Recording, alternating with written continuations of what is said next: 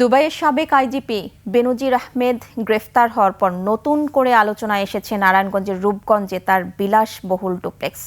অবৈধ সম্পদ অর্জনের অভিযোগে আদালতের নির্দেশে আগে জব্দ হওয়া এ বাড়িটি এখন সরকারি তত্ত্বাবধানে।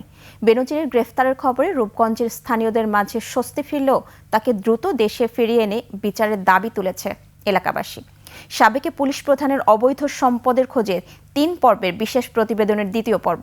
নারায়ণগঞ্জ প্রতিনিধি রবিউল ইসলামের সহায়তায় বিস্তারিত জানাচ্ছেন ইউসুফ হাসান নাইম।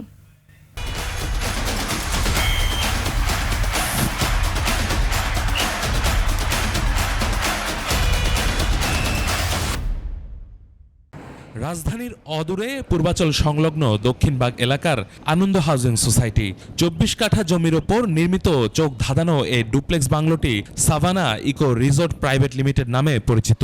প্রায় ১০ বছর আগে বালু দিয়ে জমি ভরাট করে তৈরি করা এই বিলাসবহুল বাড়িটির বর্তমান আনুমানিক মূল্য প্রায় ১০ কোটি টাকা। দেশে অবস্থানকালে সাবেক আইজিপি বেনজির আহমেদ নিয়মিত এই বাংলোতে যাতায়াত এবং রাত্রিযাপন করতেন। অবৈধ সম্পদ অর্জনের অভিযোগে দুর্নীতি দমন কমিশনের আবেদনের প্রেক্ষিতে ২০২৪ সালের ২৩ মে আদালত ৬২৭ বিঘা জমি সহ এ বাড়িটি জব্দের নির্দেশ দেয়। বর্তমানে নারায়ণগঞ্জ জেলা প্রশাসন রিসিভার হিসেবে বাড়িটির রক্ষণাবেক্ষণ করছে। অন বিহাফ অফ জেলা প্রশাসক মহোদয়, আমরা এটিকে দেখাশোনা করছি। আমাদের এখানে সিকিউরিটি নিয়ে করা রয়েছে, আমাদের গ্রাম পুলিশ রয়েছে, তারা এই বাংলো বাড়িটি লাস্ট প্রায় ১.৫ বছর ধরে এটি আমরা দেখাশোনা করছি।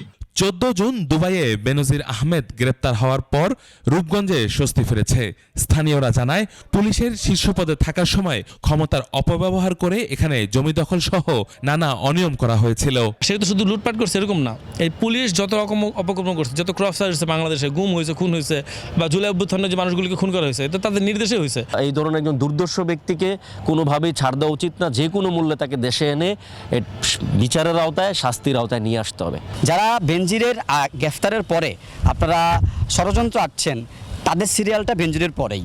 উপজেলা প্রশাসনের পক্ষ থেকে জানানো হয়, কেউ যদি জমি দখলের শিকার হয়ে থাকে তবে প্রশাসনের কাছে আইনি প্রতিকার চাওয়ার সুযোগ রয়েছে। যাদের জমি জোরপূর্বক দখল করা হয়েছে তাদেরকে বলবো যে আপনারা ডিস্ট্রিক্ট অ্যাডমিনিস্ট্রেশন এখানে মামলা করেন, মামলার মাধ্যমে আপনারা খুব দ্রুততার সাথে আপনাদের জমিগুলো ফেরত পাবেন। সাবেক পুলিশ প্রধানকে দেশের মাটিতে ফিরিয়ে এনে কাঠগড়ায় দাঁড় করানোর অপেক্ষায় দিন গুনছে রূপগঞ্জবাসী। ইউসুফ হাসান নাইম, ২১ টেলিভিশন।